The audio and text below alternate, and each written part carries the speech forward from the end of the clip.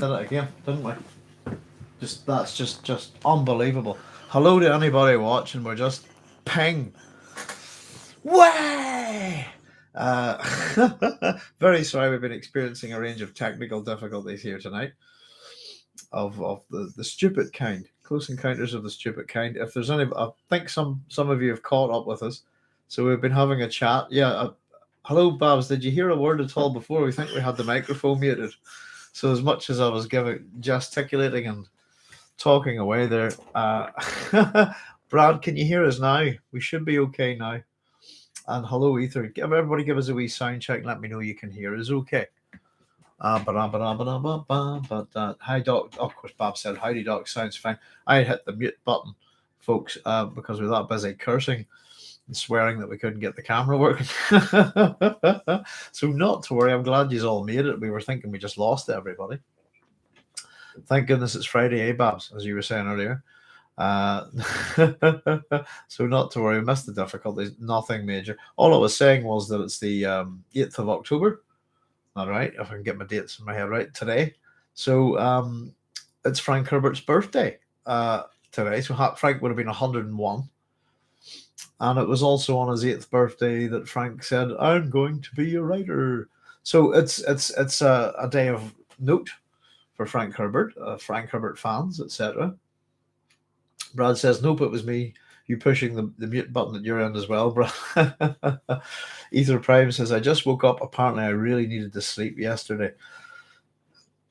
And Brad Rose says, yep, my Bluetooth headphones cut in. My bad. No worries, guys. That's just part of the joy of living with technology, isn't it? So there we go. So it's Frank Herbert's birthday, by the way. Happy birthday to Frank. So tonight, as I said, we had a wee look at the Baron Harkonnen and Leto II. And if you think about all those, pairings and all the different structure that we had kind of set up on the episodes before, as I said, it's kind of time to look at the characters themselves. And as I said, we just kind of presented Leto and the Baron as kind of pretty much two sides of the same coin. So I'm not too sure what you guys think about that. But as I said, we kind of showed you why. And they're both very astute in terms of manipulating people, and they both understand how to use the concept of the hero. So as usual, folks, anyway, I don't know if you've got any thoughts on these two characters, the whole theme of the heroes, or it's Frank Herbert's birthday, so we could just roll a Frank if you like today. Pardon me. So if any of you got any questions or comments, fire away and let's hear them. Always good to engage, as I said. So I hope you're all keeping well and stuff. So yeah, it's Frank's birthday. So there we go. So we're starting to have a look at the hero. And as I said, these two men are sort of heroes to their people. And, as far as the image that they cultivate. And it's interesting to think of the Baron as a hero on Giri Prime, if you see what I mean. And Leto as a hero to all of his people. And he's our first warning, really. I think Leto takes House Atreides away from his home. He's in a political situation, but it's a political power play that he doesn't have to be in. It's as simple as that. And ultimately, almost all of his people get slaughtered because of his decisions. It's and things don't go too well for the Baron's people, I'd imagine, as well. So these two leaders do represent, I suppose, the political hero. Well, let's have a wee look. We've got a question here from Ether. Question I had for you yesterday is, which do you think is better? Jung's model, 12 personalities, or the Myers-Briggs 16 personalities? I'm not familiar with the Myers-Briggs one, Ether. Let me have a wee quick look. I may be familiar with it. Oh, yes. Hang on. I know what you're talking about. Okay. Yeah. You're okay. Sorry, refreshing my memory. I know what you mean. The Myers-Briggs 16 personality. What do you think is better? Depends on what you're using them for. I know, in terms of employment, the Myers-Briggs, etc. What are the options with the Myers-Briggs again? Let's just have a wee quick look. Oh, putting personalities into Check boxes. But yeah, that's the one. Let's have a nosy. I have a question for you. If any of you have done these tests, the Myers-Briggs test, what type of personality are you? This is the one with the extrovert, introvert, sensing, intuition, thinking, feeling, judging, perceiving, etc., etc. Yeah, I don't know. I tend not to. I suppose it is a way of fitting people into boxes. It's another system. Ether Prime. So yeah, I've been pigeonholed in that thing before. I float around a couple of the boxes, I suppose. But it's another example of systemic thinking. So which do I think is better? I don't like to apply such systems to to people, I suppose. But if you're talking about in terms of writing, Ether, I suppose it's their ways of constructing character. I suppose. It's no different than long time ago when I used to do a bit of short story writing. Ether, how I constructed my characters was I used Advanced Dungeons and Dragons. As a sort of system that just to flesh out attributes, could write descriptions of the characters, physical attributes, and then etc. Get not that I was necessarily writing about characters in a Dungeons and Dragons world, but it allowed me to flesh out characters, if you see what I mean. So it's up to yourself, but in terms of both, they're both systems. I like to think of myself as a culture of one. And as I've pointed out to you, I think before, Ether, I don't tend to fit into anybody's boxes ever, which I think is fun. But yeah, it's up to yourself. I mean, do you have a preference of the two? But in terms of writing, it's a bit like the idea that there are only 12 original stories. If you've heard that, who is it that does a wee bit of work on that? I think is it Kurt Vonnegut. If you've never heard Kurt Vonnegut speak, there's a couple of his things on YouTube. Check him out. He's quite good. He's a very, very surprising speaker. If you know what I mean, he's almost a bit like Columbo. You're going, what's going on here? Who's this? And the next thing, wow, watch this guy talk. He's incredible. He's a very deceptive speaker. Very funny. According to mine, it's my personality type starts with the letter C. Oh dear, yeah. That's an acronym where I'm at, Brad. I'll not tell you what it stands for. So there we go. In terms, which is better? Value judgments. I don't know. It depends on what you want to use them for, Ethan. But if it's for writing, I don't know. I don't see how the Myers-Briggs would really help you with writing, I suppose. Just sort of have all your characters pigeonholed into 16 kind of categories, if you like, But yeah, I suppose it's one of those things. I've had to do those tests before on employment. I can't remember what one they picked. Let me see if I'll have a look, and I can tell you what. If I look at the 16 person, I'll bring them up here on the page. I'll tell you which one I was, but I think it was one of a couple. Let me see. See, I'm almost equally extroverted as I am introverted. If you see what I mean, I become a problem to things like this. I can't remember, but the last time I don't know what I scored, to be honest with you. Strategic, logical, efficient, outgoing, ambitious, independent, and effective, organized people, and long-range planners. I don't know. None of them really fit me, if you see what I mean, guys. You've taken the twice test in my life. One's got INTJ and the other ENTJ. Yeah, I wouldn't worry about it, whatever that means. Same. I'll have a look at those. What are they? Let's just have a look.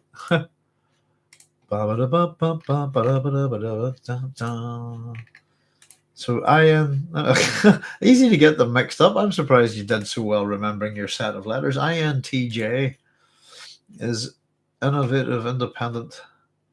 So that's what introverted, intuition, thinking, judging. Logical, reserved, insightful, driven by their own original ideas to achieve improvements. And The other one was ENTJ, so it's just that extra version. So yeah, the extrovert, introvert. There we go. Two parts equals parts extroverted and introverted. I'm quite the same, to be honest. I mean, it just depends on where I'm at and what I'm doing. But I could be I'm one of these people that I'm told lives in their own head too much, if you see what I mean. But outside, yeah, I'm a kind of force of nature. If you see, if I choose to be, I'd like to keep myself quiet and be a bit invisible sometimes, you know. Hmm. So there we go. Yeah, but as I said, in this case, for anyone who's curious why we're having a chat about this, Frank Herbert used Jung's kind of these archetypes and Jungian mandalas to frame his characters to create opposites. You know, so Leto and Barrett the Baron are exactly that. They're one of these pairings to give them shadings and color and so on and so forth, and it helped them. As somebody said yesterday, they were surprised at how much this stuff that it wasn't just used to structure and create a structure and build up a character's wee bit, but how much that he used it within his writing and his writing style, and that it informed it greatly. You know, so there we go. But two of an equal parts introverted and extroverted. I think we all are. That's the problem with these systems. I'd argue that something like the Meyer Briggs personality test, that you float around in different aspects of it depending on maybe your mood when you fill it in. Ether Prime says, I'm the life of the party and a total talker, but I love my privacy and being alone is much or more. Yeah. I spend quite a lot of time on my own. So there's nothing wrong with it, you know.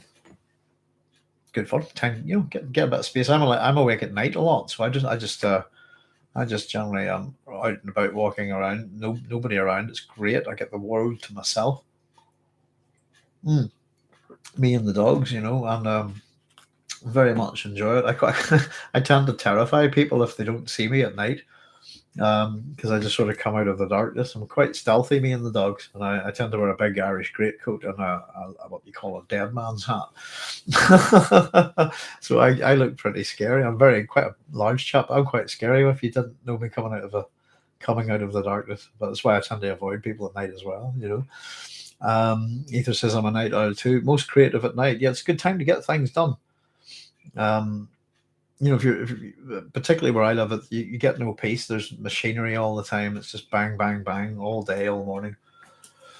You know, it's not really, yeah, it's not a very peaceful life at all. So there you go. There are places where the C word's often used when referring to a mate, whereas if they call you mate or pal, you'd probably better get your coat and leave while you can. Australia, it says somebody there. Well, I think it's a word that's very much bandied around in Northern Ireland quite a lot. It's a very common word here. Yeah, like most swear words, like swear words can be used in a friendly context or an aggressive, or you know, context if you like. It just depends on your tone of voice, I suppose. But yeah, I like swear words actually, but I tend not to swear too much. Try not to swear too much.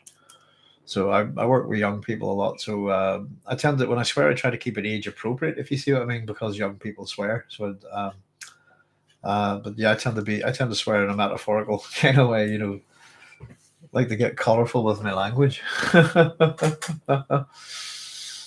You know, having people, you know, that kind of the fetid you. No, I'll not go there. So there we go. But yeah, there we are. Australia. Yeah, Oz has got lots of good, colourful language, hasn't it? Brad, I don't know. Do you ever used to watch the old early 80s, the Paul Hogan show? We used to get that here when Channel 4 first came on the airwaves. I used to love that. I know everybody knows him for Crocodile D and stuff like that, but I really like this TV show. It's like a character sketch show. Very, very good. So, has anyone got any questions about Leto or the Baron? Fire away. For anyone who's just joined us, we were saying it's Frank Herbert's birthday, so we're big happy birthday to Frank, and he would have been 101 if he was still alive today. And but it was on the occasion of his 8th birthday that he decided that he said to his family, I know what I'm going to do. I want to be an author. So it's a day. It's an anniversary, if you like. The Man with the Dogs is a great Dead Kennedys song. Oh, I love the Dead Kennedys. Brad, really like the Dead Kennedys. Soup is good food. Is one of my favorites, but yeah, I really like the Dead Kennedys. Brad. What is it I used to think about? Because it's very much American punk, isn't it? There's a big difference between American punk and British punk, I think. And I really like American punk, but I used to think of it as that some of their music, it used to remind me, and it's kind of almost a Soup is Good Food's a good example. It's kind of like surf kind of Beach Boys kind of surf guitar meets the Monsters. The theme, the theme from the Monsters meets, excessive energy. Yeah. I think the Dead Kennedys are excellent, really good. Nazi once told me that the word they would use the C word to mean a pond or sea. Oh, of course you remember, says Brad. Yeah, Paul Hogan show. Yeah, it's really good. I don't think a lot of people got to see it over here. Oh dear, oh dear. He did a great sketch once. It's part of the title show. It's called the Papal Olympics. I really enjoyed it. Kind of holy hand grenade type stuff, So there we go. So any more comments or anything about Frank or Dune or as I said, Leto the First or the Baron? Fire away, folks. I don't know what you think of Leto the First. I think, he's a very obvious poor leader. Within the Dune universe, I think his actions are really stupid. And again, we have a level of foresight, but I just think there. Some people say that he doesn't have options, but he actually does. He has several options. And marrying Jessica would actually prevent everything bad from pretty much happening, I think, in Dune. Ether says, all my best friends were punk rockers in high school. I always preferred industrial and early pioneers of techno like Aphex Twin. I like Aphex Twin. Ryan the Scar. Hey, together. Hello, Ryan. How's it going? Thanks for joining us. There's Karen. We all think best of Leto the First. He is the best propaganda in the Imperium after all. Yes, he does, Karen. By far the best, isn't it? That's the thing. Of all the people in the Empire, nobody does propaganda better than Leto the First. And by proxy, then, if everything we need to know about his son, look to the father, then Paul's pretty astute. I think all of the Atreides are pretty astute, even the people who work for them, at propaganda. So yeah, but the decision-making process, there's something that's the fate of Leto the First. It's the doom. It's almost something that we can't prevent. There's a similarity there, I think, to Oedipus, if you see what I mean. Just the sense that maybe he's a good guy, but it's not going to happen, and nothing anybody can do can prevent his doom and his death. Do. Ryan saying finally the weekend. Brad says, I see the Sex Pistols as a prefab boy band. The DK's commented on the way society is regressing. Yeah, I think they're very good social commentators. Soup is good food. If you know that song, wow, pretty. The lyrics are excellent. It's a brutal attack, I think, but very, very clever. Yeah, I really love Soup is good food. You make a good meal. Soup is good food. But how does it feel to be dumped on the ground like a piece of trash? Yeah, down. There's a great guitar in that. Absolutely love the guitar in that. I learned it learned that a long time ago. Sorry, I went a wee bit Bill and Ted there, folks. I do apologize. I'm a guitar player, so I used to talk about this with my drummer, that we're very bad at remembering the names of songs in particular, because I know so many songs but can't remember their names because I don't sing. I don't remember them that way. But yeah, we just tend to dee-da songs, as we would say a lot, to figure out what they are. But yeah, the Sex Pistols are a bit prefab. Excuse me, Brad. But there's a few good British bands about that time.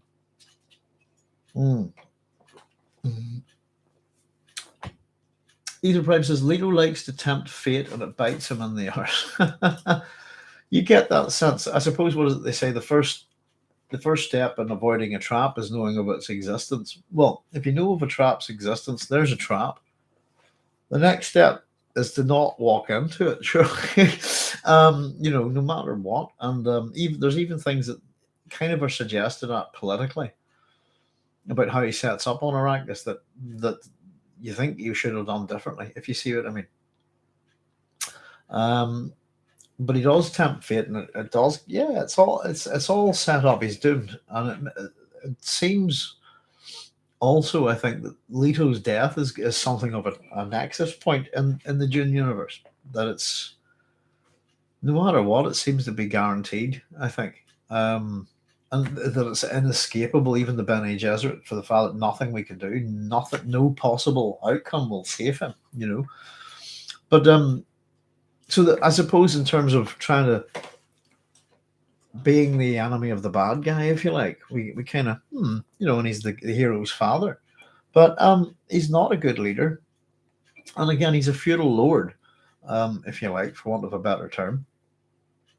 Hmm. Like everyone else in the Pfeiffer-like system, so he's born into his position, and his position is to rule and take money from everyone else.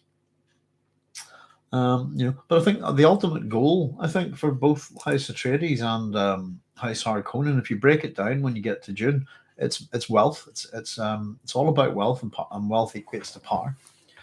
And I think both houses. That's the thing. Both Leto and the Baron are making a bid for the throne.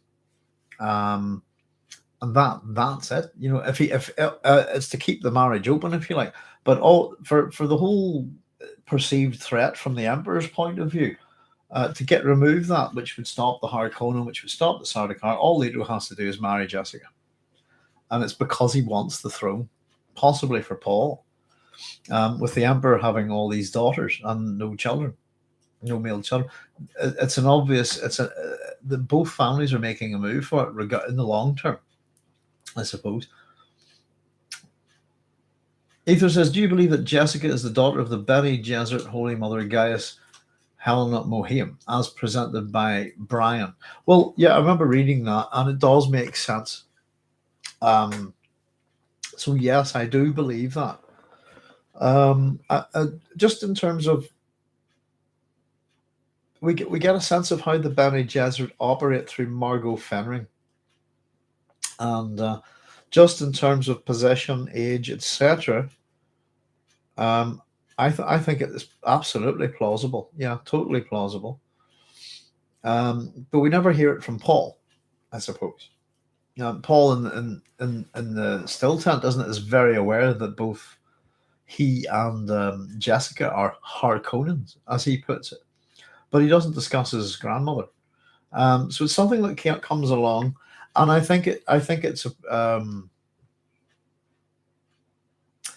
Gaius Helena Mohim's quite kind of just discarded quite badly as a character, isn't it? She's killed off in Dune Messiah, I think, isn't she? I can't remember it. I think it's Dune Messiah. It might be Children of Dune, but she's a great character too. But yeah, we were talking about in terms of representations of the female Trinity archetype, if you like. Um, Again, absolutely makes sense if you see what I mean. Yeah, you would have thought you would have called her out for it. Yes. Karen says yes in the last chapter, Messiah. Yeah, I mean, because if that was the case, it would have been a great reveal, wouldn't it? It's almost that Darth Vader moment. I am your father. It would have been, I am your grandmother. I think there's more than how Mohim approaches Paul at the beginning. I think there's a suggestion of that. Possibly that she cares for him. That it's not that she's out to get him. She gives him advice. She helps him. Um, to a degree, though she's also bringing a possible death there. I am your grandmother. No, says Carol. Yeah, very again one of those characters I thought could have been used much much better. And I always thought the Gaius Helena Mohim was a really fascinating character. Again, you've got that inversion of gender with the name, um, which is suggestive of Julius Caesar. If you see what Gaius Julius Caesar is his name. So yeah, but yes, I would go with that, and it does make sense. It really does, particularly within everything that we've set up already, Ether, with the whole ritualistic steps, but the pairings and the syzygies, and those particular archetypes and the shadings of character. So yeah, absolutely. And it's one of those things from the I have no bother. Yeah, totally makes sense. Don't know what anybody if anybody's got a contrary opinion to it, but it's one of the probably the least harmful things I'd say in terms of plot that comes out of those books, you know. But let's just catch up a wee bit, folks. Or maybe one before the last. Brad says I'm unboxing my books after 3 years plus in storage. Here, Christmas. In storage nerd Christmas. Sorry, my mouse was over that, and it looked like a different word there. Excellent, excellent.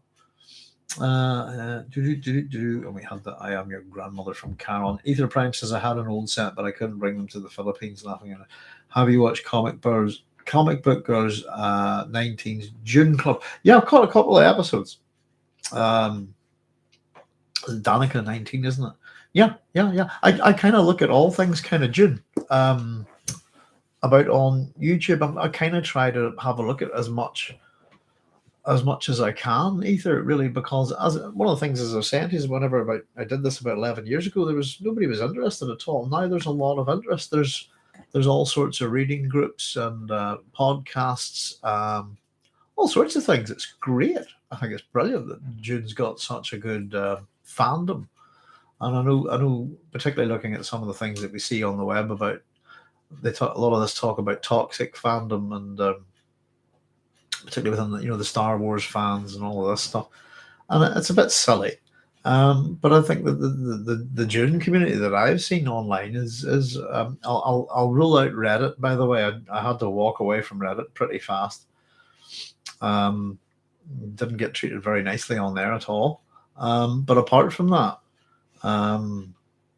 yeah, the Dune community online is really good. I think it's excellent. There's all sorts there. So yeah, absolutely. If I'm not sure if I've got her, is it Danica, or if I'm pronouncing her name correctly. I think it's Comic Book 19 Dune book. Yeah, so I've watched a couple. She does read throughs of the book, and then sort of does explanations and takes quite. I think, yeah. So I haven't seen too much of Danica's. Comic Book 19's Comic Book Girl 19's channel, but I was pointed to it recently, so I've had a nosy at it, and yeah, okay, kind of quite like to see what all sorts is going on there. So it's pretty good. I like things like that. So I think things like Comic Book Girl 19's Dune book. I mean, those kind of reading groups, for some people, can be, for example, Dune can be an intimidating book to some people, just simply because of the use of language in it.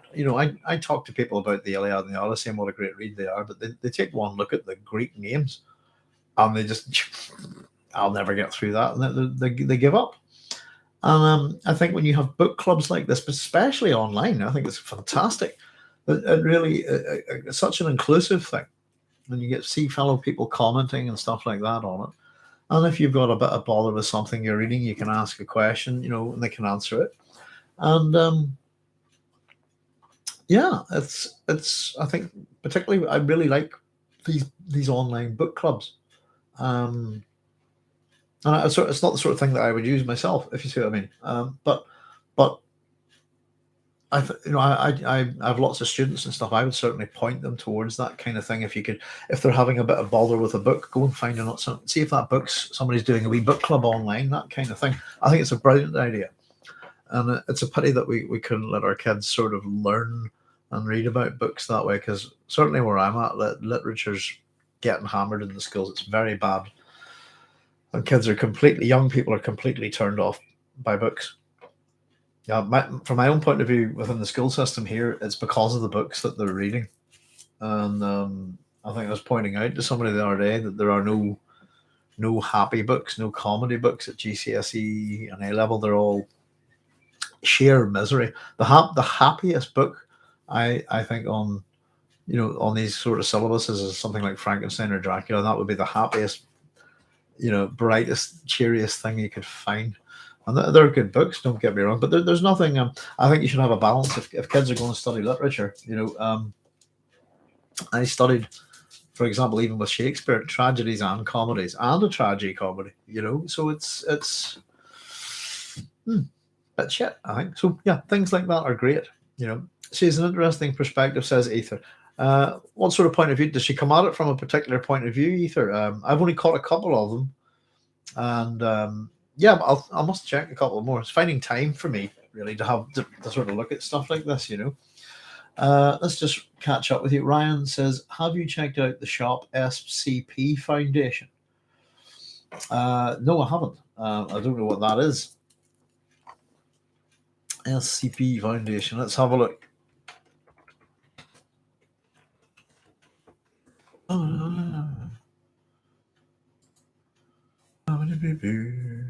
SCP Foundation.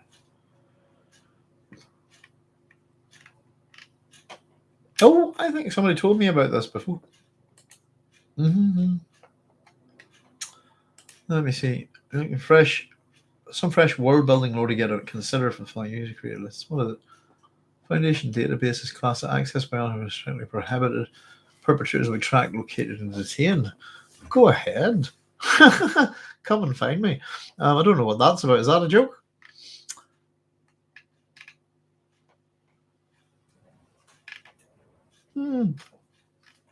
I'll put a wee bookmark star here.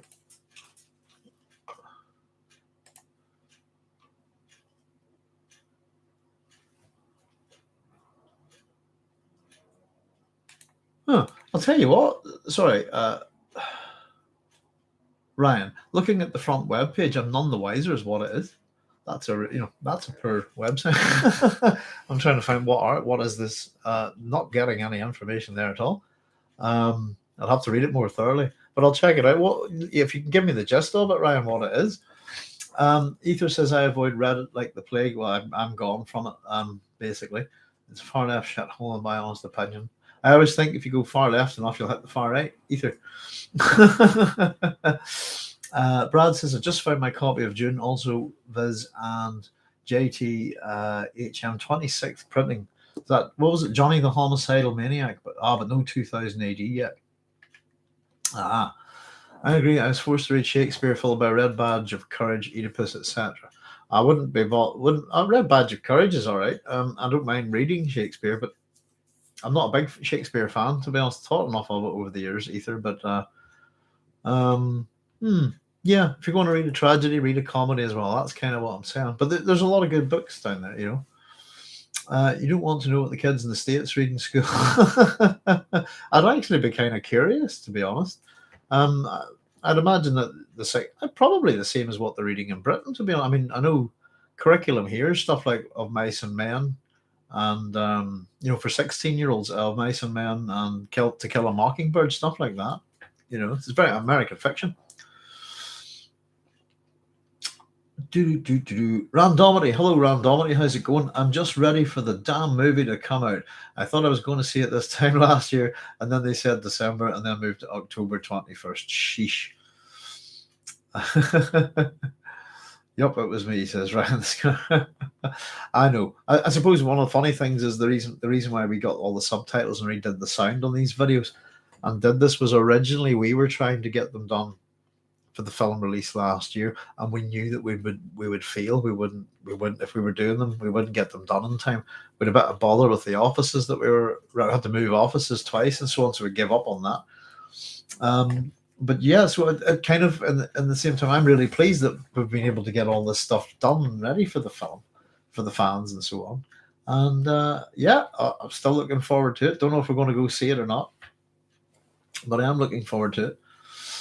NCB is an open horror collective world building. Thank you, Ether Prime. Okay.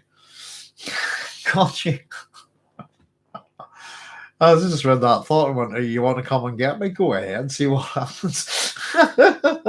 What a silly thing to put on their front webpage. A threat, basically. Caroline, I'm repeatedly surprised finding out that people, Villeneuve, Zimmer, Stephen Colbert, etc., have read Dune while they were teenagers. I read it at 27, and I think if I read it a decade early, a lot of it would have gone over my head, and I probably would consider it boring. So I'm kind of glad I'm following your thread here, Karen. I'm kind of glad I kept delaying my read of it because I appreciated so much about everything in it from the start. That's a very good point, Karen. The fact that a lot of these people read it as a kid, and it is a buildings romance in that sense that Dune is a coming of age novel and fits into that whole category of buildings Roman literature, if you want to put it there. Excuse me. Um, but personally, I saw the film when it came out, and I didn't read Dune until I was about 25, I think. Um, I'd done a master's course for a year in Liverpool, and it would have been 1998. I'm trying to figure out 25, yeah. So finishing that course, the whole thing, we all talked about Dune during that course. It says so in my introductory video, but everybody's saying it's brilliant, amazing. We're all going, well, why aren't we? If this is the best, why aren't we studying this thing? And so as soon as I'd finished the course, because it was a very heavy reading, that's when I hit Dune. And so I would have been 25 or 26. And I was quite impressed by it. But yeah, I think it would be a very different read for a 15-year-old. I have to say. And I think, as you're saying, Karen, to read it for the first time as an adult, I think you get so, depends on your life experience, but it can be an eye opener in some ways. Now, let me just backtrack it a wee bit here, because I followed Karen's little thread down there with these number of characters that you can type. Search for it on YouTube. Oh, yeah, it's SCP Foundation. Thank you, Ether, for clearing that up, by the way, because looking at the website, I was none the wiser, I have to say. Get your information out there quickly on your homepage. That's what I think you should do. A lot of it would have probably, yeah, okay, just catching up. I agree about the horseshoe theory. Mockingbird. Karen says, so I'm. Catching up. Mockingbird is off the table. Too controversial. Really? What? Mockingbird's controversial in America? Okay. Sorry, I'm laughing. That's an honest response to that. I do apologize, Ryan. My honest response was just to laugh at that. I don't take it the wrong way. Yeah, I read that too. A Moby Dick. A Moby Dick's one of the books that I'm keeping. You know what I mean? You get through so many books, and you want to keep some for your old age, if you like, or not necessarily for your old age, but for the boring days, if you see what I mean. But I haven't got around to it. So I've a wee bit of knowledge about Moby Dick, seen the film, but I've not read the book. And I understand it's a pretty good book, good read, you know. Miles Teggy said, hi, Miles. I agree. I did read it while being a teenager, ergo I had to go back several times, 6 times at the moment. Ether Prime says, I read it when I was 12. So we've got a bunch of you who've read it as teenagers and then come back to it. I suppose that's the question really that Karen's pointing out is did you just get it when you were that age, or did you read it again later and went, oh, why didn't I get that when I was younger? So it's an interesting thing. So I don't have that experience of having read Dune as a kid. You know, I've read a lot worse as a kid, and so it's not exactly that my head's not populated with extremely, well, I wouldn't call Dune harsh literature, but it has its lessons for teenage boys, I suppose, which is what the literature's kind of aimed at from that period. I think that's one of the other important things about Dune is it opens up a science fiction market. I think it's not just a book aimed at teenage boys, if you see what I mean, which is the dominant kind of market for the magazines in America at the time. But yeah, that's surprising, To Kill a Mockingbird. I mean, it's an appalling book, but controversial. I mean, it's awful. Books like that should get you thinking.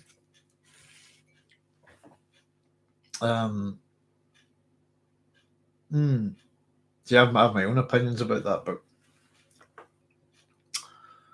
And when I say it's awful, it's not that it's badly written. I mean, it's what it's about is awful, and I don't like the result. It's a story, and you kind of understand that it's based probably on true things, you know. So it really is an appalling thing to read. So it's good for children to know what adults are like. I think that's a very important thing. A lot to do with fairy tales, you know. I'm going to have to catch up, folks. This text is screaming away from me. But yeah, controversial.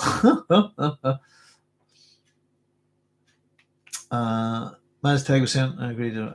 Each time you've read it, you found something new. I'm on reading number 10 or 11 now, Miles, having read it far too many times, and I still finding new things in it.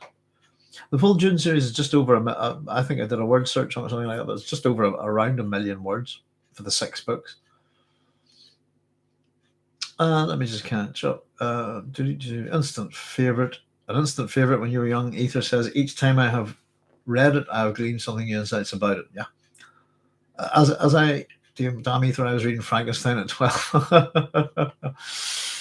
I only read Frankenstein the other year. I was reading. I don't know. I was reading all sorts at that age.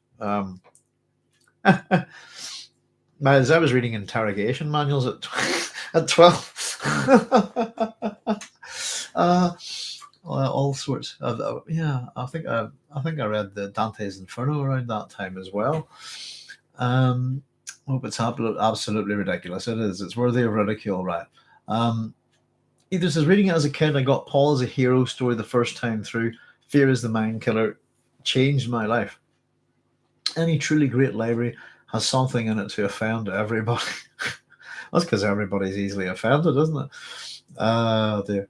A whole bunch of classical American literature is on the chopping block at the moment. I think that's a periodic thing, isn't it, Ryan? Over there, one of the things that I have looked at is within American society, there's consistently an attempt to ban books, which is disgraceful. Um, it's often we've looked at these lists before because I think anytime you attempt to ban a book, you just make it more popular. And it's the books that they include just ridiculous. I think gobsmacked how the states are changing. I think the world's changing quite badly. It's something similar to what's in June. There's an imbalance. um, I call it some kind of miasmic malfeasance in the world, if you know what I mean. But the world has changed very quickly, and it's the 21st century now. It's not the 20th century. The politics in this country goes back hundreds of years. We had a British Prime Minister kind of messed with really, really badly, Theresa May, recently with a 400-year-old law. So mad people from 400 years ago are still they're the dead rule society more than the living. Sometimes I'll put it that way. If you understand my meaning. Miles says, yeah, I guess most of the topics were over my head, but the sense of the impossible quest, the hero, religion, ecology, those topics I sort of got. Yeah, that's grand. Gobsmacked how the states are changing. Yeah, everything's changing. Everything always changes. That's what we were talking about. Was it Heraclitus? You never stand in the same river twice, right? That goes for us all. I'm the son of an ordained minister, says Ether of the Assembly of God Church. Not heard of that church. There's thousands of them on it. So my parents severely limited my TV watching. I was allowed to watch Star Wars, Star Trek, etc. Sorry to hear that, Ether. Yeah, my wife would have had a similar experience, I think, with not being allowed to watch TV and stuff. I generally just watched whatever I liked and listened to whatever I liked. But it's not even 100 years ago that Europe was in ruins. My country, Ryan, is 100 years old this year. Oddly enough, I had the nickname Boo Radley in one place. I'd sit in the dark and drink while watching the little ones play backpackers, but if anyone ran amok, I'd sort them out. The Boo Radley thing is interesting. So, Boo Radley's, I suppose, they meant to point to a sort of sense of natural justice, but it doesn't really. It's a strange book. I'd call them. It's a Dust Bowl book as well. Interestingly enough, if you see what, so there is a kind of run thread. You can connect books like that even to Dune, believe it or not. But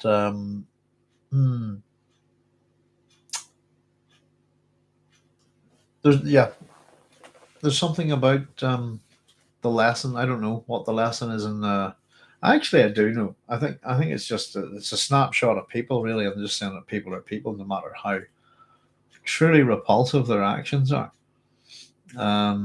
As much as it's a comment on racism, it's also, yeah, it's okay. It really is just appalling book, I think. There's a few implied, other meanings within To Kill a Mockingbird, but particularly with the character Atticus Finch. And if you understand the implied meaning behind his first name, Atticus, he's a man of Attica. And that says a fair bit about him. But I understand that To Kill a Mockingbird got a kind of didn't Harper Lee pull out a sort of prequel that went just before she passed away. I think that went down in like a ton of bricks. I suppose, but it's a book I've annotated the heck out of. Understand it very well, but don't like it. And I much prefer Of Mice and Men, but I still hate the ending. Yeah, it's a sad book. Let's see. And Things Like Taiwan gives me the heebie-jeebies. Moved to the Philippines 7 years ago to get away from the decay of that society. Now China is threatening the entire South Pacific. It makes me feel a bit hopeless because I used to see this as a safer society away from far left and far right. Horseshoe theory. Yeah, there's all sorts going on at the minute. I said Northern Ireland's like Arrakis. Seriously, at the minute, if you actually apply what you know from Dune to Northern Ireland, we've got all sorts taking a mucking around here, and I don't know what their intent is, but if they're not careful, they're probably going to start a war. Yeah. So Britain's falling apart, and there's, I think, the determination to keep the union no matter what amongst some people is quite stupid, quite stagnant. British society is also atavistically retarded. It's got a monarchy that goes back 1,000 years. Do you know what I mean? It's just backward, and see, a lot of people think Northern Ireland's kind of like that. We're more backward, but it's just that element of British society that causes a lot of our problems. And in that case, the religion is the tool of statecraft here, and is also, deceit is the major tool of statecraft. So a lot of lessons learned about my own country from Dune, I suppose.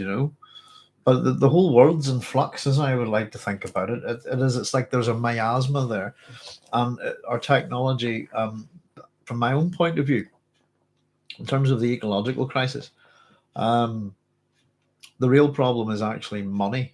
And what I call, since we've left the information age, I call this the age of greed.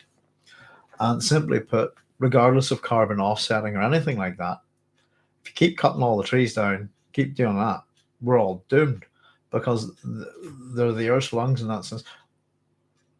The problem is, trees are capital.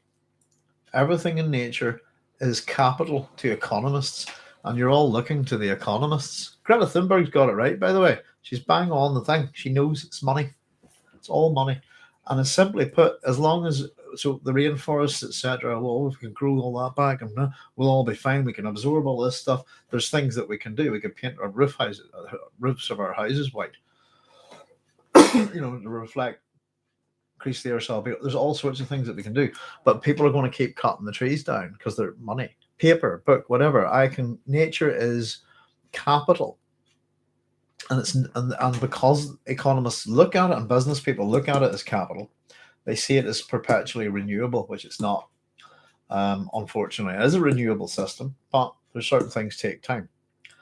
And particularly a lot of the trees, let's go plant some trees and cut down all these. We tend to be planting the wrong kind of plants in the wrong areas and stuff like that. And we've got an ecological. We're a group in the north coast of Northern Ireland here at the minute who are just off the news, and they're up to destroy a particular environment because it's not the environment it was from 100 years ago. You understand? So the environment that is actually there now, it's up near Mussenden Temple. They're wrecking it and cranking it down because it's not, we want to walk through this, and this isn't the environment it used to be. But they don't understand that nature has changed, and that new species have arrived in Ireland over the 100 years. It's no longer an insular island, and they're actually killing the things that live there now that have successfully moved into that environment. They can't bring back the environment that was there 100 years ago. And so there's a lot of ecological stupidity. All of the political machines are geared at money. That's it. And I think most of them are actually well aware that they're heading a certain direction, and I think they're preparing for it. But you know, potable water is a problem already for about 1 in 6 people on the planet, and yeah, so it's a problem globally, and a very good book, by the way, folks. If you ever want to read something like on this kind of stuff, is it's called "Small is Beautiful: Economics as if People Mattered." There's a title for you. It's considered one of the 100 most influential books of the 20th century, and it's by, I think, is it Mr. Schumacher is the name of the guy, I think. But the book's called "Small is Beautiful: Economics as if People Mattered." Great title for a book, and it talks about Buddhist economics. It's not a system that I believe is ping or anything like that. It's a very interesting book. I have my own ideas, but yeah, it's the world's in a state of flux. I call it's like a miasma. There's a bad smell everywhere, but greed is pushing everything, and money's just a system. There's one thing I don't chase money. I'm not interested. Have what I need, get what I want, have fun. That's it. Mm. I won't. You can't make me do something for money. Not a chance. In fact, if you try to bribe me, you're more likely to do the exact opposite. So there we go, folks. It just means nothing to me. It is a system and it's worthless. It's something, you can't eat your money if you're starving, if you see what I mean. Best you can do is burn it for fuel. But mankind needs a new system, I think. And people, just as long as you have shelter, drink, food, your health, and then everything else, we can work something. But I think the main thing is that all the governments say that we can't change democracy from representative democracy to pure democracy because nobody's come up with that idea. And that idea is as ancient. The modern idea of representative democracy is not kind of proper democracy. I would call it isonomia, which if you actually look at the Greek word, it's what the Athenians had. You don't pass your vote to someone else to represent you. You actually have to be your own government once every year. You be that. You're fully integrated into your sense of government. It gives people a lot more sense of responsibility and interaction. No matter who you are, you'll be a part of the government for a day. Isonomia, equal law. I think something in terms of all these different. In this country, women don't have the same rights as men, which is an absolute disgrace. Equal law should apply to all and humans. Then you don't need one law for gays, one law for the color of your skin, one law for this or that or the other, if you see what I mean. One law should fit everyone, and that equally. And that's, I think, you got a lot of different rights groups working at different things. We end up creating so many laws that things get, a mess. The more law we have, the more things get out of control, the more chaotic they become. And sometimes I think, legally, globally, if the laws start to become. If you look at Texas, a law is just something that whoever you've elected writes and goes, right, enforce that. I can make it a law to make you all wear yellow wigs. Whoop-de-doo. But you all know you have to follow the law, don't you? But who's writing them and why? So I don't respect the law, and if it's not applied equally to all humans, it's just another system that's used to manipulate people, keep you under control. If it keeps us all stopping from killing each other, that's one thing. But fortunately, it doesn't. Let me just catch up with you folks. I had a wee rant there. I do apologise. Safer society. I'd like to see the world go forward in a better way. And I have a son, he's just become a man, and I'd like the world to be a safer place for him. Because the generation that his generation, put it my generation, I can deal with it. We can deal with it. We're hard to it, but I don't think it's the case. And I think it's not us. It's us that should have to change, not them, not the young people. I like it that they're less violent and less, what I mean. They're not into all this stuff at all. They're a much nicer generation, the young people here anyway, than the generation before them and the generation before that. And everybody calls them entitled and all this stuff. But I'll tell you what, they're not out shooting each other over Jesus and anything like that. They're a lot nicer bunch than the people who'd be, parents' generation, grandfather. The whole 100 years of Northern Ireland is just appalling. So it's nice to see a young generation that's informed by global ideas, rather than just this insular religious madness that has infected Ireland for 1700 years. because Christianity is an invader here. It always has been. This was a pagan society a long time ago. Goodness, that was a good rerun. Let's just catch up with your opinions, folks, in comments. Safer society away from the front. I'll look into the horseshoe theory. I'm not too sure about that either. But yeah, there's a lot of power play politics and geopolitics going on out that part of the world. Britain's playing its part in it as well. Many of the hardest battles were fought and won by our predecessors. They are those who wish to emulate their achievements, and so they seek out new struggles. It's this kind of thing I always talk about Northern Ireland. If you think about all the people that died at the battle that the Protestants celebrate here, the Battle of Boyne, and if you went back in time and picked a Catholic and a Protestant from that battle, brought them, come over here and talk to these people from Northern Ireland. You died for these people 300 years ago. You tell them what's your society's like. Oh, we're all still killing each other over Jesus, but the whole your king and your kings aren't actually divine beings or anything, so you all died for nothing. It's bonkers. But to emulate, as you say, the achievements of those of the past. That's what the Fremen, the Museum Fremen do, and it's what my society is entirely like, Northern Ireland, and it's called retarded atavism. To slow your own development, again, to be like your grandfathers. It's ridiculous, to kill. Not all beautiful things are pretty. Absolutely not. Money is the problem. I'm the sort of person, Brad, that I see beauty in almost everything. Particularly all things that people go, that's a disgusting insect.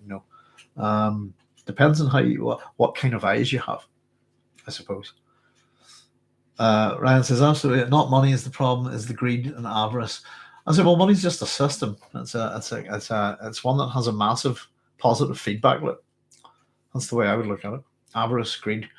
Blame the anti-nuclear movement, where the solution is thorium.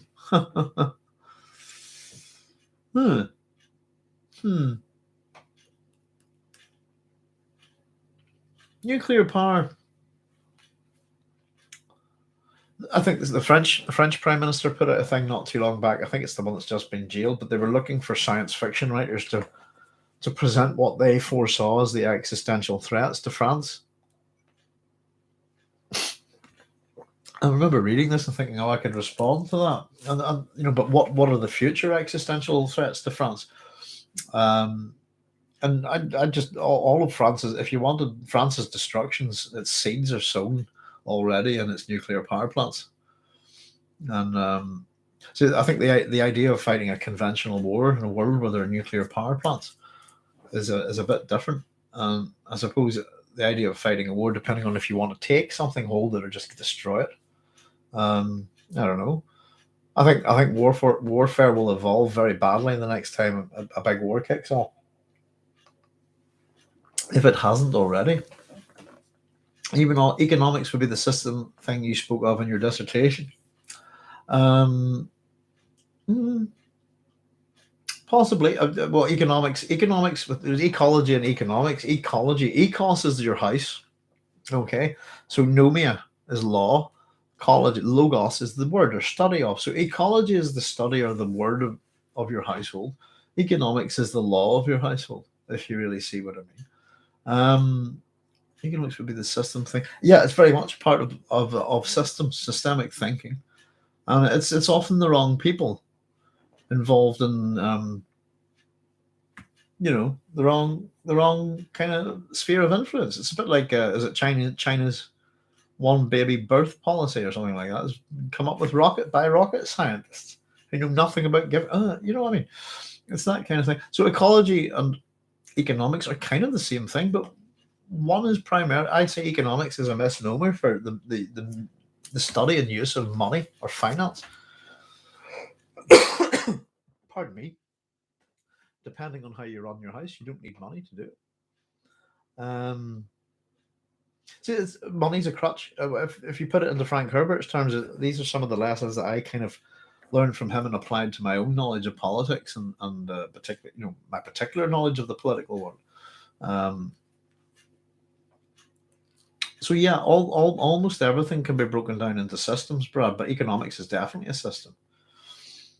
Arguably, you could call it a school of thought if you want. In the end, um, Minus Tech 87 says, I would say another lesson from Dune is that no matter how evolved, which is a great misuse of the concept and elevated by our intellect, aspirations, religion, ethics, morals, etc., you name it, we are still biological beings subject to primordial instincts and the rules of nature, and that complacency is death. Yeah, I mean, you know, can I actually tell you that who you are now, you might not even know who you are in 50 years' time, in that sense. Um, yeah, anything can happen. People can get a knock on the head. We're chemical beings. We're electrical beings. We're subject to all sorts of forces, if you like. I think death's just a part of life. I don't see it as a separation. If you see what I mean, I think it's just a misunderstood process. Um, also, process. There we go. But um, but I said, yeah, I'm one of these people that spent a good amount of time with death, if you see what I mean. Because in high love, my wife's sneezing away there. Let's just catch up a wee bit, folks. Let's another lesson from the sand is a commodity in demand that could result in conflict. Not all sand is useful in construction. Sand can be used for all sorts of things, can't it? Everything's a commodity, in a sense. Anything natural. Um, hmm. Used to live with a guy who was a commodities broker from Canada. The first Canadian I ever met, and I'm trying to remember his name. I shared a flat with him in Edinburgh, and hooked up with him at the solar eclipse, big solar eclipse in Cornwall in 1999. Matthew Olenayuk, I think his name was. I think he was starting to be a commodities broker. So there you go. I hope he made it. I haven't heard from him in years. Hmm. Just thinking the one Canadian I used to know from long, long ago. Let's see. We're still blah, blah, blah, blah. Yep, we have a system that incentivizes an increasing overturn of resources, but no incentives to use resources economically in the original sense of the word. Mez was running on, which is another topic that Young was found of, also related to Nietzsche's ideas, in which he wasn't so in love with Darwin's ideas because he pointed out that society doesn't work that way.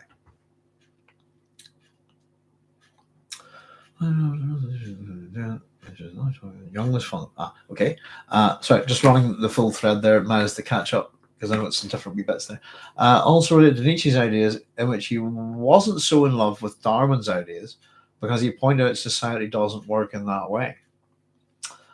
I mean, death in the sense of stagnation. Remember the phrase, all beings were alive as a single organism experience a kind of sexual heat that can override any barrier. Yeah.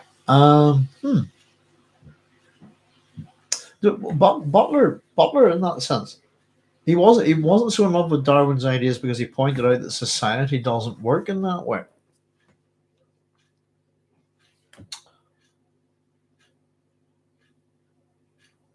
I mean, death in the sense of forward to death, the dead Kennedys. Yeah. I'm trying to get just of what you mean, in which he wasn't so in love with Darwin's ideas, as in wasn't so in love with the notions of evolution by means of natural selection, because he pointed out that society doesn't work by that in that way. Doesn't work by means of natural selection. I think it does, but I think it works in other ways too. I think it works in artificial selection as well. But I do see what you mean, Miles. If I get a sense of what you mean anyway. Death in the sense of stagnation. For all beings were alive as a single organism experience a kind of sexual heat that could ride over anybody. Still trying to find that book, by the way, folks. To do with what you're saying, Maz, but it's to do with the sexual rhythms of war. Somebody sent it to me, and I cannot. And I've just went through my emails tonight, trying to see if that, if the file was in the emails, and I don't know. I think it went into an old computer that got wiped, and I think it's going to be on a laptop somewhere. But I can't remember the name of it for the life of me. And even trying to kind of paraphrase the name. I've typed it in, and I'm not getting any kind of searches that would kind of show me the right thing. But I'll keep looking for it, and then well, hopefully we'll have it before the end of this hero chapter, and we can actually explain a wee bit about that. Nietzsche had a concept of cosmic principle of evolution, in which beings evolved from what he called aspiration, which is a force from within, not from nature itself. Do you read much Nietzsche? I think I've got the Antichrist here somewhere, and I don't know, God knows what else. But yeah, I don't know. From what he called aspiration, which is a force from within, not from nature itself. But you see, that's where you go. How is that not natural? How is it not from nature? Everything. I'm one of these people, man, that doesn't believe in anything is in the anything in the universe is unnatural. Do you understand what I mean? That nature doesn't stop on this planet. The rerum naturam, on the nature of the universe. But I see the whole universe as being natural. So yeah, I think it's one of those things. I don't know. Nietzsche's just a raving loon to me, and sort of tended to have a look at him. I've looked at him a few times because I have a wee bunch of books on philosophy. Just tend to get wee sort of small books, but I'm not too into the modern philosophers. I tend to park myself quite well in the ancient world, I suppose. It's more often not that I see that the ancient world's work in the modern guys, so I tend not to, But but a cosmic principle of evolution in which beings evolved following what he called aspiration, which is a force from within, not from nature itself. See, I'd be pinning Nietzsche up against the wall and go, well, how is anything from within not natural or not from nature, Mr. Nietzsche? Too bad what Nietzsche's sister. I don't. Oh, I have no idea. What did she do to his work? Grimdark was something like. Is it something like Richard Francis Burton's wife did to his? Did she burn a lot of it or something? Yeah, I guess the restriction of characters for each message doesn't let me get to my point properly. I totally understand that, man. I know that it's one of the awkward things about this conversation that we have. I can gesticulate and articulate myself perfectly well here by using all of this in my voice, but you've got to express yourselves in 200 characters. It's hateful. Go for big, longer messages if you like, man. If it helps, I'll try and follow the thread down. But don't be worried. Don't worry about it. We'll try and We'll try. Sometimes it is hard for me to get the meaning, So I will. Sometimes I get the sense that I'm trying to answer a question rather than actually answering it, if you see what I mean. But don't worry about it too much. Pesky pesky keyboards. Let's see if I can find out what Nietzsche's sister did to his work. Yeah, I guess the restriction of characters. Yes, there we go. Yes, that's why I hate Twitter. Yeah, I've tried to engage in a kind of intelligent conversation with somebody over something to do with Dune on Twitter, and I just went, no, I'm sorry, I can't express myself well enough here. Go look at this video. But it was kind of one of those ones where the person has what you would call cognitive disassociation. So it doesn't matter what you say to them or what you prove, they don't want to believe it, if you see what I mean. Here we go. Friedrich Nietzsche didn't like Darwin because Nietzsche didn't like the random of natural selection. He thought the will to power was the driving force. That's interesting. Because it was what Butler was originally a supporter of Darwin, and what he turned against it and against Darwin. And from what I can tell, the main reason that Butler had such a problem with Darwin was it simply he felt that he applied Darwin's ideas to machines, and he simply thought it presented a mechanistic view of the universe. And made man as the quote is from Erewhon, man is a machinate animal, and I think that was so crushing to so depressing an idea to Samuel Butler. So that's quite interesting.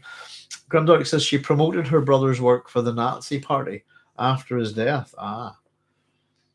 There's all sorts of sort of things get pulled in by the Nazis. The Nazis do actually build up a new mythology.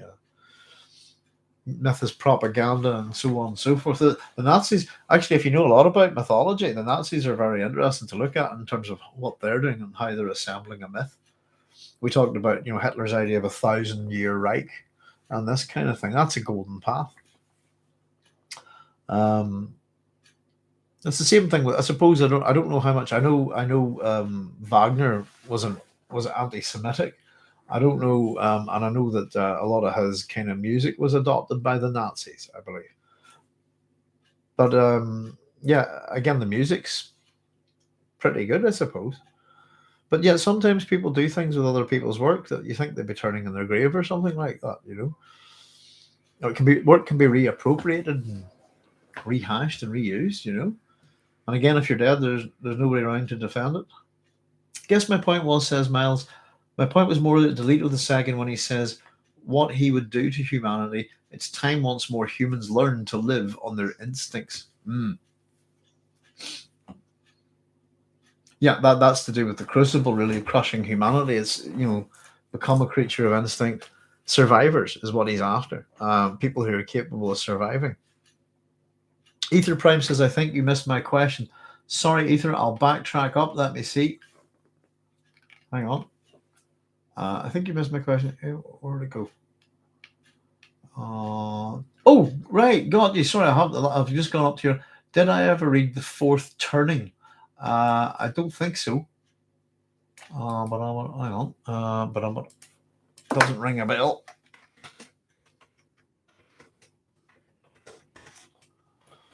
A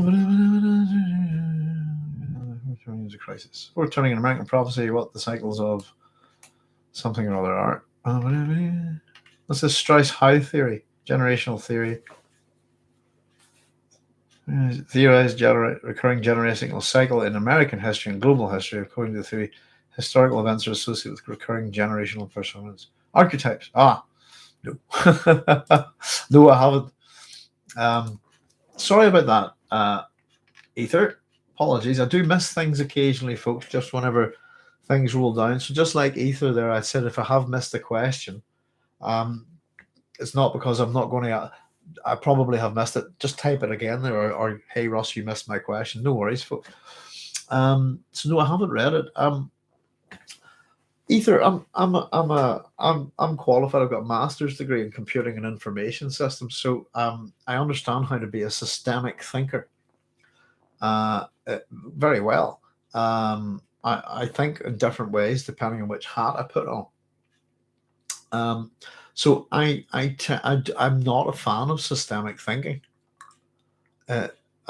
except when it's applied to systems design, if you understand what I mean, or working with computer systems as well. I hate systems that are applied to humans. I don't use the word hate very well. I won't hate them, but I don't like them, and it is for the simple reason that they're always insufficient. And whatever system I think that humans can design, it'll always be a subsystem of another system, and so we're very systemic thinkers. And the real problem is whenever we do use systems and apply them to people, that's where things go badly wrong, I think. So no, it's not. This just probably wouldn't be on my radar, that kind of book. Let me just catch up. Our live chat scrolling away here. His sister was a proto-Nazi. Let's see how. Right, just catching up. I think you missed my question, but all right, hopefully I answered the question. Sorry, Ether, I haven't read. I've read so much stuff. I'm a bit like that, by the way. I know literally thousands and thousands of songs, but for me to remember which one, my memory needs kind of jogging in some way. But I couldn't rattle off the name of every song. I probably couldn't even tell you 20, to be honest. But I know thousands. Because I memorized them all. Let me see. So, Brad, this is back to Nietzsche's sister. His sister was a proto-Nazi. She's an absolute pig. What's it? Wrapped in his works to... I'm not sure what you mean there, but she got his works to align with her political ideas. Yeah, it's very easy to do that kind of thing. Drew had a question the other night, and I misread one word and it entirely changed the meaning of the question. Miles says, I guess it was too much for Butler to see the universe and life as something void of a cosmic meaning, instead of looking at the universe as it is, or I would say as we currently think and know it is. Yeah, I think now. Yeah, Butler's a bit funny. I think because he very much rejected the kind of the typical Victorian family life, if you like. And when he went out to New Zealand, he was, I suppose, in search of something new. He bought this land, Mesopotamia, which is where where there is a real place called Erewhon. You can go there today, and yeah, I think he was trying to escape from something. And initially, in Darwin's, I think this is the real problem for Butler. And initially, in Darwin's on the origin of species by means of natural selection, I think he'd found his answers, and they had given him some kind of solace. Then he started applying it to machines, which is a smart enough thing to do, and it really just, oh my goodness, and he could see a trend. Here's how machines have developed from here up to here. And I think it generally sort of scared. He, as I said, I think his reaction to Darwin's work was pretty harsh. Darwin was scared of him, but it really did destroy a view of life, as you say, that he had, and it eventually kind of led him to go back to the family kind of thing. And whatever happened there, I think I don't think he got his answers, but the full bile of the attack on British life, British Victorian life, and family life comes out in what was it what's it called? The End of All Flesh, is it, or something? I don't know. Is it about? Sorry, that book's just the exact title of that book has slipped my memory. For The Way of All Flesh. That's it. Sorry. He wrote it. He wrote it in 1902. I think it was published in 1903, and I think he passed away in 1902. So it's considered a great iconoclastic book in terms of Victorian society. So yeah, um, Butler, yeah, really messed Butler's view of life really badly, really badly. Existential crisis, man. You know, instead of looking at the universe as it is, or as a kind of thing. Yeah, it's hard to find any meaning when you look at the universe because there isn't any yet. What's it all about? Who knows? Some people have a big problem with not being able to get answers. I think Matt says, in my point of view as an atheist, the fact that we come from the same elements that formed the planet and evolved and level to this level of consciousness is a miracle in and out of itself. Yeah, the level of random, I think. Ether Prime says the fourth turning is about the 80 to 90 year generational cycle of high point, 1946 night awakening, unraveling crisis. Got you, Ether. Each turning lasts around 20 to 22 years, one generation. Argue a generation's 10 years. As each generation ages into the next life phase, society's mood and behavior fundamentally changes, giving rise to a new turning. However, the last generation has been stemmy, dragging it out for longer, probably be more like 30 to 40 years. Yeah, it sounds like just another one again. System. So many people come up with these things these days. It is a modern thing. That's what you find stuff like. I don't know.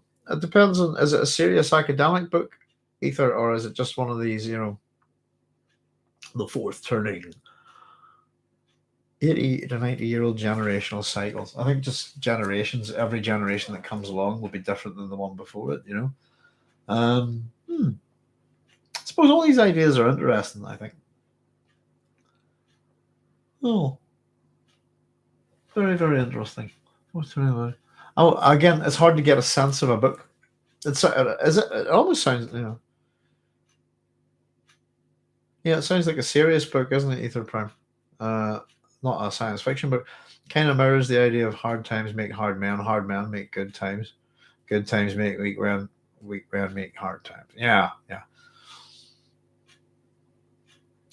There's something like the different ages of men in Greek mythology and so on. If you ever read Tennyson's Ulysses, we're not what we used to be. This kind of thing. Different generations present different things. Was it?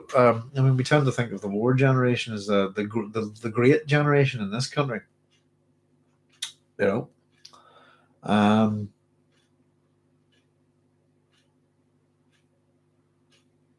hmm. I understand what you mean. Hard times make hard men. I'm not sure.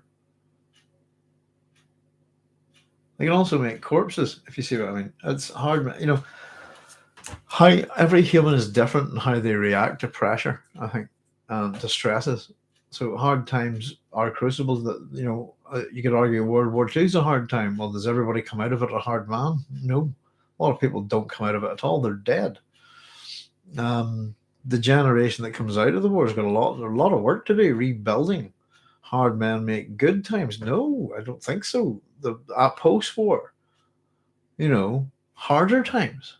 Rebuilding is not as easy. You know, it's easier to destroy than to build, isn't it, Ether? Good times. So I make weak men. I don't know. I don't live in it. I can't think of good times in this society. And so again, it depends on where you live, Ether. You know, what's your own individual perspective? It's all relative, isn't it? You know. But yeah, it's yeah, they crush people to make them tough. Sounds very military philosophy. Hard man meaning the Fremen. Yeah, I got that. It is. This is the thing that Frank Herbert really is presenting to you with Dune, a sense of the survival of the fittest. And the fittest doesn't mean it's one of those real common things within all of this kind of evolutionary theory. The survival of the fittest does not mean the strongest. It does not mean the survival of the thing that is. If you think about it in terms of human beings, put it this way, Ethan, we've got a lot of fit, young, healthy people. We've got a bunch of old, kind of decrepit people in power. And whenever those people in power want to start a war, they send the young people out to fight. And they either come back a bit harder or they don't come back at all. See what I mean? But the people that send them there, they're fine. Their genes are protected in that sense, if you see what I mean. It's there's so many sort of aspects to these kind of things. Um, you could argue I'm one of these sort of I wouldn't call myself a hard man at all. Couldn't fight my way out of a paper bag, but that I'm a product of very hard times, and I don't need to be a hard man, if you see what I mean, to deal with people of strength. Don't need to be a hard man to deal with anyone or any situation. It depends on what you mean by hard. And better to tough up here, I think, is the real thing. Um,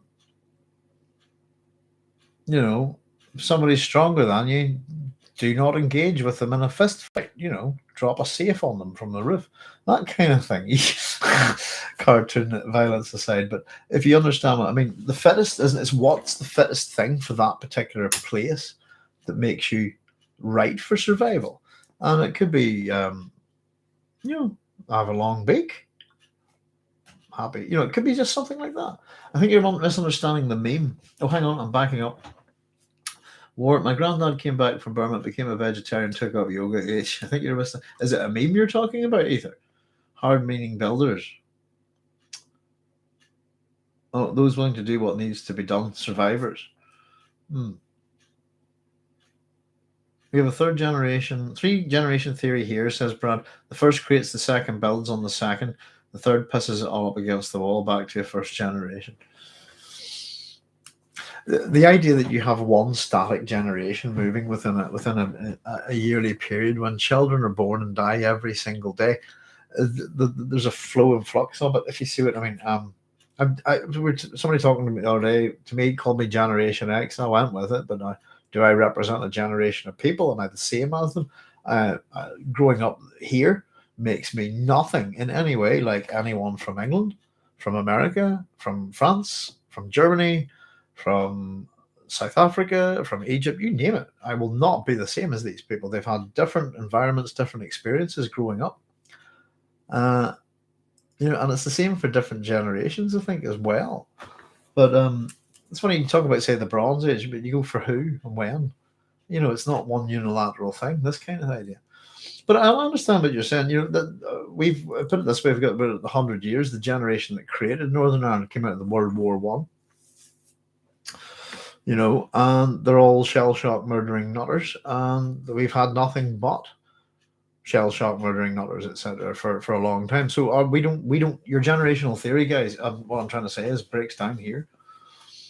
We have murder generation followed by another generation of murderers, followed by another generation of murderers, followed by another generation of murderers. If you see what I mean, yeah, they're all built on top, but there's no change here.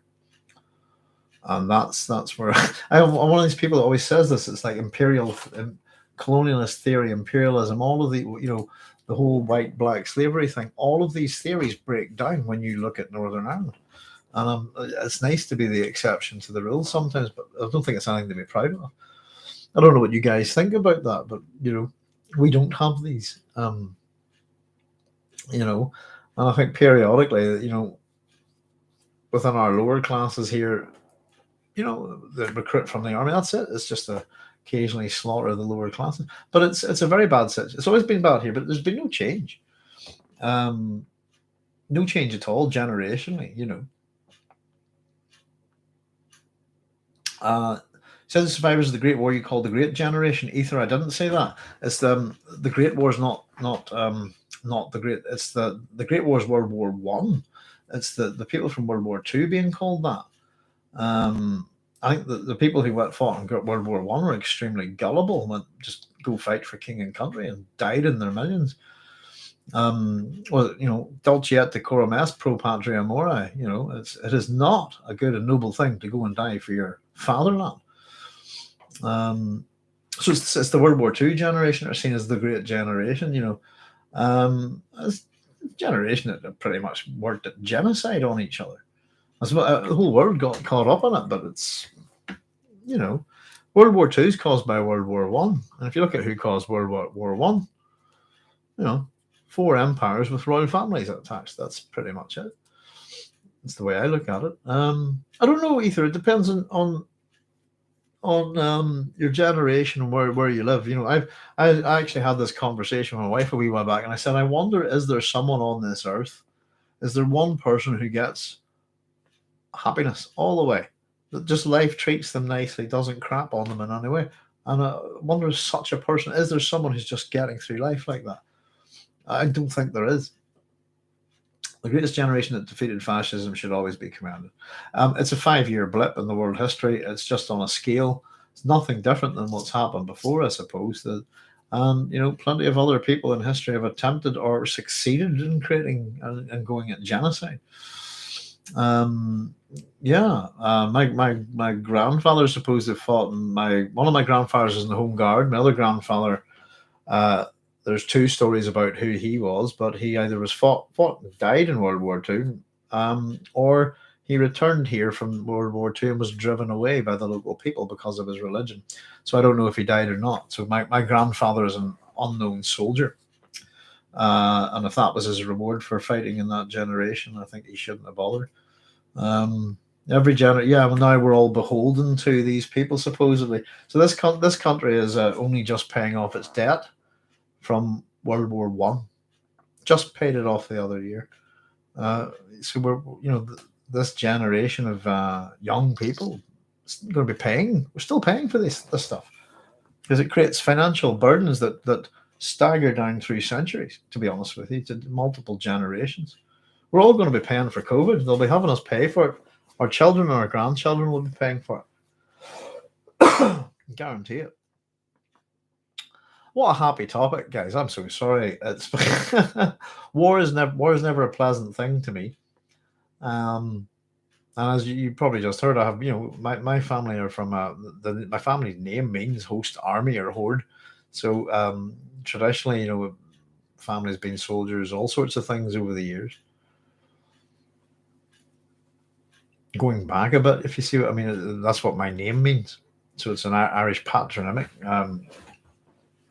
but it's also, as much as it has, the name Sloan comes from an ancestor, Slowy probably, but the word itself means host. Host as in a vast amount of people, army or horde. It's my name, and if you translate the 3 words in my name, it means red strong army. I was wondering what my parents were thinking about. But yeah, fascism's an interesting term as well. Brad says, I'm youngest of a youngest of a youngest. So my view on society is one generation behind my contemporaries in the way I was raised. Yes, my brother's a different generation than me. For example, Ether, he's a completely different person. We don't even, we're polar opposites, have nothing in common at all. So yeah, generational divide, all sorts of divides in society. But it's directly related to where are we? But it's directly related to Duke Leto and the Baron Harkonnen. Sorry, Ether, are we? Oh, sorry.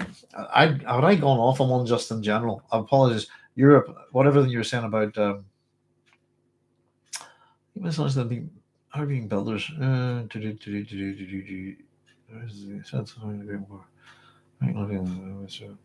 Ether says I'm American living in. I've missed something. Ether again. Bear with me. I'm American living in the Philippines, so I have a slightly different worldview than you. Oh, absolutely. Do you know what I mean? I'm on a tiny little island. You know, tiny little island that has its own problems with empire and religion and stuff like that. And we're there's a very singular view of Northern Ireland around the world, pretty much. So we are a very different place, and that's what I said. When you think in absolutes and generalisms and stuff, there's always an exception to the rule. It's one of the reasons why I love meeting people from around the world, because I don't like meeting people from here. If you see what I mean.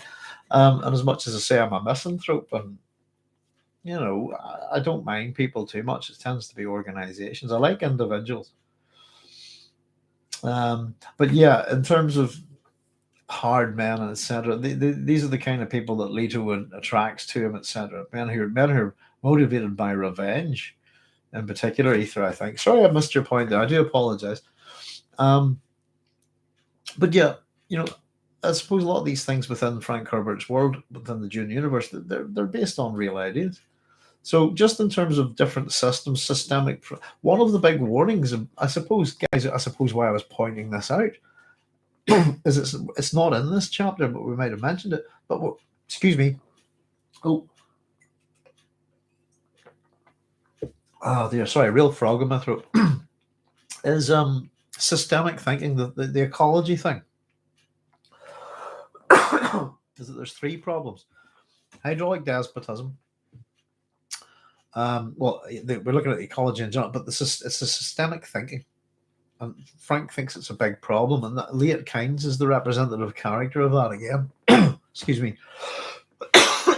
So sorry, I got a really bad frog in my throat. I think that was debt from World War II. Chris, no, it wasn't. It was the debt from World War One. Again, in the UK, we just paid it off a couple of years ago. We'll not be paying off the debt from World War II for some time, I think. It's not that long since the debt incurred when the slave owners were compensated. You in America, Chris, or not too sure? See, again, we have a different sense of history, depending on where you're from, what you're taught in school. I'm one of these people who's been taught an awful lot in school that I've learned is absolute nonsense, and but it's good to learn, I suppose. It's a bit like Descartes. You should really kind of accept that you don't. A good thing to do is accept that you know nothing, or that everything that you've been told up until now is probably nonsense, and go find out yourself. It's a good way of thinking. Members of the royal family, or at least someone who has risen to power. The Baron is also a product of his time. His family is looked down upon by the other houses. He's a tragic character, too. A psychopath, surely, but I find it interesting the way Frank Herbert wrote him to be a commoner who grabbed power. His ancestors, technically. Well, it's interesting that I was thinking, we've just said there that the suggestion is that the Baron, the Harkonnens, are descended from Mamelukes and Parthians and so on. And I wouldn't think that with the name Harkonnen that would be indicative in that kind of genealogy. I think it's Frank dropping in some names from the ancient world that maybe he thinks might line up. I thought that was kind of interesting. I don't think is he a psychopath? Sure. I was just going, is he a psychopath? Absolutely. Tragic. I don't think so. I think everything's of his own volition. He, the Baron, wherever he is, he's the guy in power, and he knows what he's doing. I think.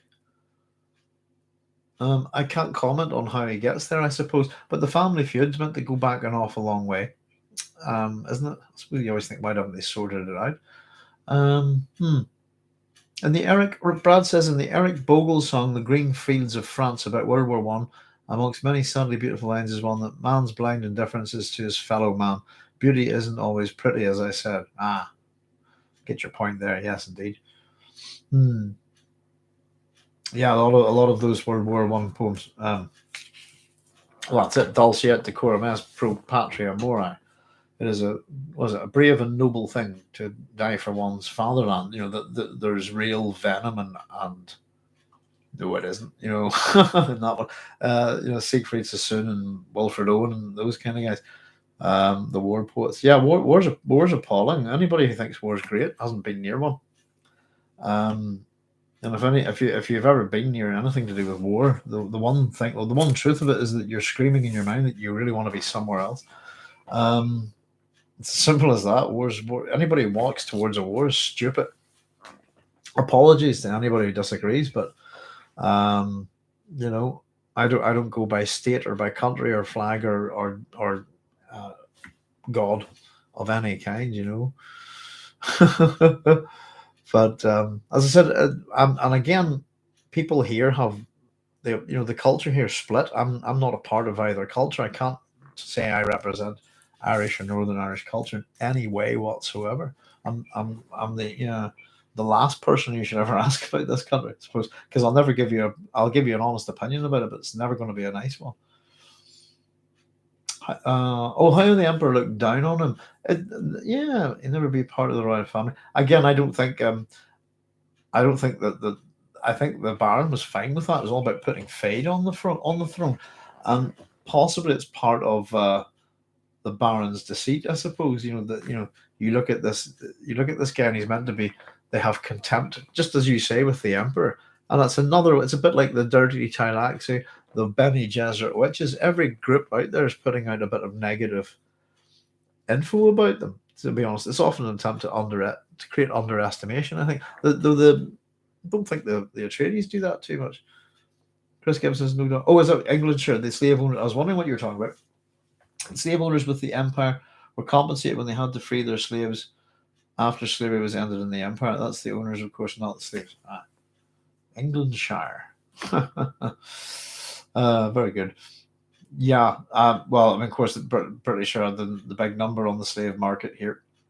It's one of the great things. The Parliament said they came out there. Yeah, we helped to end slavery. Pretty much made it into a global industry.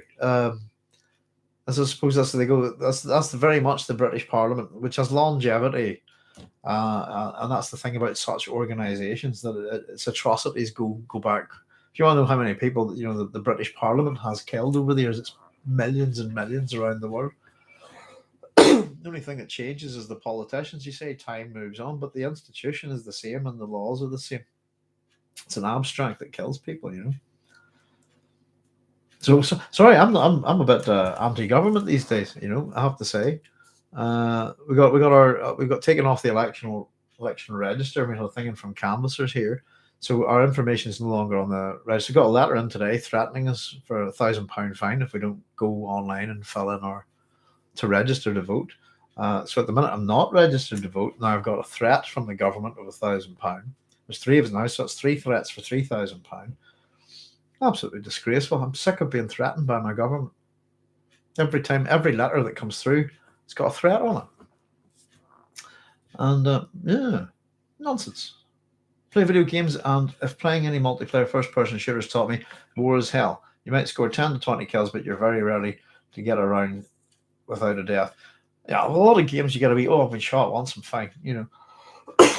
Gives people a very strange idea of what it's like to be shot. Cured me of my bloodlust when I was just a teenager. Exactly the opposite of what Republicans said playing those kind of games would do. So your society is very much split in two, isn't it? Republican and Democrat these days. Full split. or is it liberal and conservative? I don't know these days. It's funny that liberals become a bad word. I think that's funny.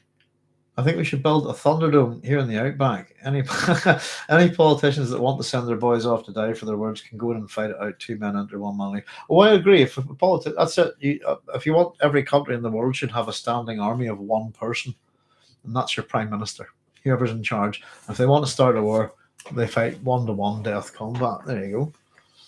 I'm an anti-disestablishmentarianist. Is that what you meant, Ether? It says you're an anti-establishmentarianist, or did you mean anti-disestablishmentarianist? Hate the left, hate the right. The left and the right. I don't know. You'll probably figure this out, folks, yourselves. Is two-dimensional thinking. No place in my mind at all. If you're on the left, fine. If you're on the right, groovy. If you're in the middle, whatever. Your line is a wee thing inside my sphere. I think that's the way I like it. But no. Politics should be adaptable, open-minded to change. It should understand the process of change better. A lot of our politicians, half the political parties in the world are probably conservative. And if you understand what that means, it means they're no good at dealing with change, just based on their nature, Open intentionally.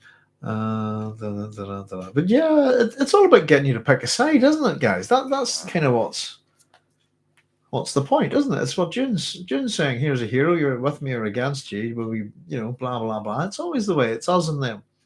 And I don't know what you think, but I'll tell you something. I think it's kind of funny about America's. Was it America's? What's your motto? Is it e pluribus unum? Out of many, one. And out of your many, you pick Trump. He's your one. And I thought it should be the other way around, isn't it? Out of one, many. If you see what I mean, one country, but many voices. Why many voices to give you one? And it's bizarre. Doesn't make sense to me. Should be the other way around. I think you have one country, but you're many people. The individual, Politicians in America. I think your American politics is incredible. I mean, we watch it sometimes on in some of our politicians learn from, I think, American politicians, but it's incredible. The adverts and stuff. It's quite bizarre. I think we find it really strange. And a very we laugh at them. We find them funny. Well, I do anyway, but we just kind of don't get them. I refuse to pick a side. Make them die for their own beliefs. Actually, that's for power. See how few wars we have then. Yeah. Oh, well, you'll always get somebody. Two cheeks of the same arse. Says Chris. Very good. I hate the duopoly.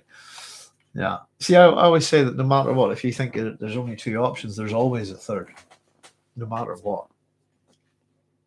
They shout at each other for show, then go to have drinks together afterwards. Yeah, that kind of nonsense goes on here too, as well, I think. Particularly here, it's the politicians that stir up all the trouble. Just them, really. Everybody. We've kind of had a reasonable, kind of peaceful time here for a bit, but it's the politicians. And half of them are part of cult. Northern Ireland's got a lot of cults. It's bizarre, it really is bizarre. And they're Christian cults, I suppose. That's the other thing. If you called them a cult, you'd probably get shot. But yeah. And so everything, the church is fully into our government and everything, and really has just got everybody, this whole society, is because they're all terrified, I think. And particularly Ireland's got a whole mythology to it and stuff, and the Christianity is well integrated into it. It's very much a missionary, a protective, I hear. So you get Christianity taking over the flavour of local myths and so on. I'll tell you what, I'll give you as a good one if you want. I'll tell you what my favourite myth is about Ireland, if you like. Just round the corner from, not too far from where I'm at, we're near the Dark Hedges, if you know your Game of Thrones. And the Giant's Causeway and the Mussenden Temple up there where I was married there, that's in Game of Thrones. That's where they burned the images of the, is it the 9, is it? The 7, I can't remember. And the story's to do with when O'Sheen, who's a bit like the Irish equivalent of Orpheus. And it's to do with he marries a fairy woman sort of thing. Just give you the gist of it. and he goes off for his honeymoon. And off the coast of Ireland is a magical island called High Brazil, and it appears every something like once a week or something. I can't remember exactly.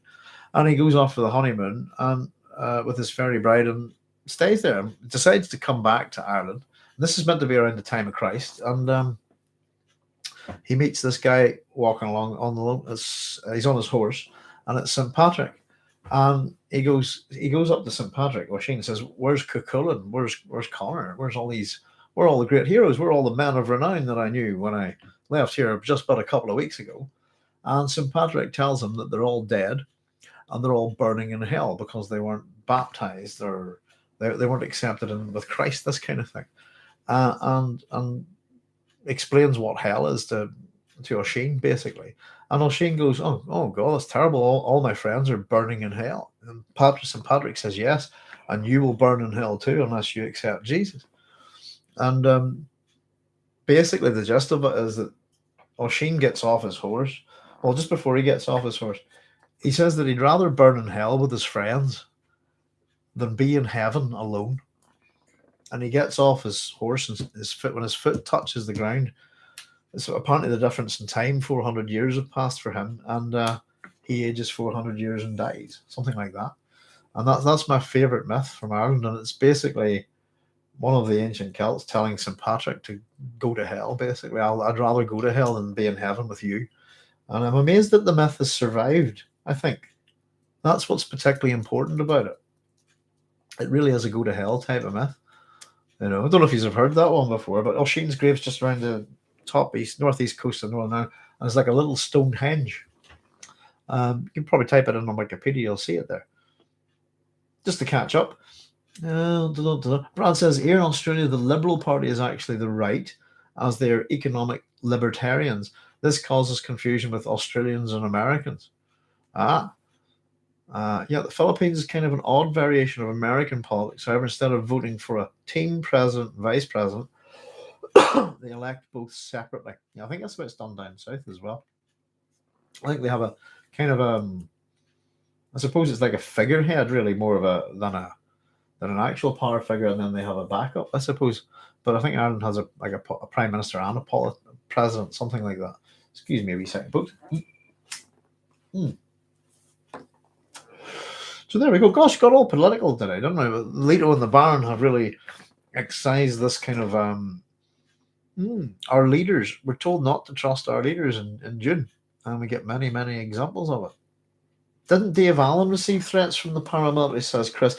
Chris, I think almost if any paramilitary's ever bothered by it, so you call them paramilitaries, we'll just call them terrorists.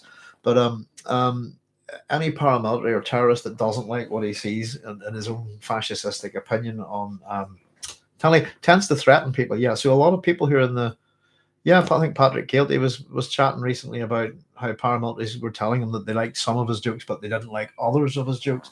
They're just men with guns. You understand? That's all they are. Terrorists are just terrorists. They're not anything special in this country. They're just sad people with guns. They have no brains, and that's all it takes to kill a person. One little pull of your finger, no thought, and their thinking's backward, and they're from poor areas, and they're basically the mafia over here. But they're quite horrific. That's the thing. It's really the inhumanity of what they do. They're I don't have a word for it really, I suppose. But I don't know if Dave Allen got threats from the paramilitaries. Dave Allen, I think, is universally loved in Ireland and Northern Ireland, so it would have been a bad move for them. But I think back then they were just anything to get attention, get their names, and you have to understand these people that to get what I want, I'm going to kill people at random. That's it. And I'm going to keep killing people at random till I get what I want. That's it. That's all a terrorist is. Christ said he destroy evil. Odin said he destroyed the storm giants. I don't see any storm giants, but yeah. So